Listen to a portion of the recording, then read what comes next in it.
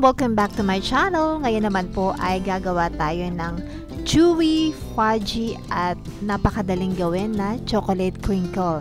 Syempre naman, swak na swak po ito para gawing negosyo. So first step po ay i-grease po muna natin ang gagamitin natin na pan or baking sheet. So gagamit ako dito ng 4 na baking sheets. Okay, next step naman, sa isang palanggana o sa isang lalagyan ay una nating ilalagay ang asukal, 750 grams or 3/4 kilo. And then isang piraso ng itlog, 50 grams ng milk powder. Ang ginamit ko po ay Milk Boy, 1 tablespoon ng vanilla extract, and then 1/4 cups ng cocoa powder. So ordinary cocoa powder lang po ang ginamit ko. Pwede rin kayo ditong gumamit ng premium cocoa powder. And then 10 grams ng asin. And then maglalagay din tayo dito ng 2 teaspoon ng chocolate brown food color. Pwede po kayong magdagdag kung gusto nyo po na dark ang inyong chocolate crinkle. Pwede rin din naman na magdagdag din kayo ng cocoa powder. Okay, so haluin muna natin itong ating mga solid ingredients para mag-combine ang ating mga solid ingredients. Sunod natin ilalagay ay 1 1/2 cup ng tubig. So, haluin uli natin hanggang sa matunaw po ang asin at asukal. And next naman na ilalagay natin ay 2 tablespoon ng baking powder. Actually, pwede nyo rin naman po na isabay yung baking powder sa asukal, yung sa nauna nating mga ingredient. So, haluin po natin ito uli hanggang sa matunaw yung baking powder natin. And then, ilalagay na nga natin itong ating 1 kilo ng harina. So, ang ginamit ko po dito ay 3rd class flour. Pwede po kayong gumamit ng all-purpose flour. So, haluin uli natin. Kung gagawa po kayo ng medyo malaki or medyo madami, dito sa 1 kilo ay i-adjust nyo na lang po yung ating mga ingredients. Nakasulat po yung ating mga ingredients dyan po sa description box sa baba. So, i-adjust nyo na lang. Kunyari, gagawa kayo ng 2 kilo ay i-times 2 nyo na lang po yung ating mga sangkap. Oh my goodness. So, meron po tayo nakalimutan. So, nakalimutan ko po maglagay ng margarine. So, anyways, okay lang yan. Pwede pa nating ihabol ang margarine. So, gamit tayo dito ng 100 grams ng margarine. I-mix lang natin. Ako, muntik ko na pong makalimutan.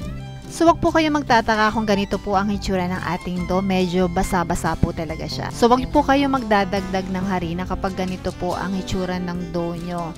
Kasi ang tendency po niyan ay titigas ang inyong chocolate crinkle. Dapat po ganito po ang texture or hitsura ng inyong dough, ang hitsura ng inyong mixture ng inyong chocolate crinkle. And then next step naman ay sasaboy lang ako dito ng harina at pagugulungin ko dito yung ating dough or mixture. Para sa akin po kasi ito yung mabilis para sa akin. Pero kung meron kayong ibang technique para gawin yung pagpuputol nyo ng inyong crinkle, bahala po kayo. Bali, ikakat ko po ito. Depende kung gaano kalaki. So, kung gusto nyo pong mas malaki or mas maliit, nasa sa inyo po yun. Basta, i-calculate nyo po yung mga nagastos nyo, yung puhunan nyo. Syempre, yung sa labor, sa LPG and everything. Ako po kasi ay tinitimbang ko siya ng mga 33 grams at binibenta ko po siya ng 6 pesos kada isa. Okay, next step naman, after ko po itong makat, ay syempre bibilugin ko po ito isa-isa. Okay, hanggang sa mabilog po natin lahat ng ating dough or mixture.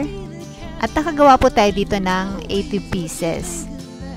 At heto na nga, nabilog na po natin lahat. So, medyo malambot talaga siya. Although, pag ganito po ang mixture natin, kakapit naman po syempre yung ating Piotraco or powdered sugar. So, gagamit ako dito ng powdered sugar.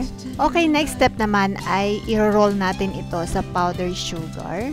So, magsasample lang po ako dito ng ating mixture balls, yung binilog natin. Hindi ko muna siya binasa. Mas maganda kasi pag binabasa siya, kapit na kapit yung powdered sugar. Unlike dun sa binasa, kapit na kapit yung powdered sugar. Unlike dun sa hindi binasa, hindi siya masyadong makapit.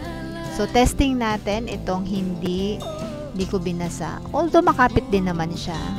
At ito naman po yung binasa ko ng konti. Yan, binasa ko muna siya bago ko ni-roll dito. At mamaya ay papakita ko sa inyo yung pagkakaiba pag naluto na siya. Okay, ilalagay na natin ito sa ating baking sheet, sa ating baking pan.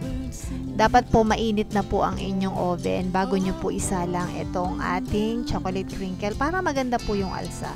Kasi kapag hindi mainit, hindi ganun parang pumuputok yung ating chocolate crinkle.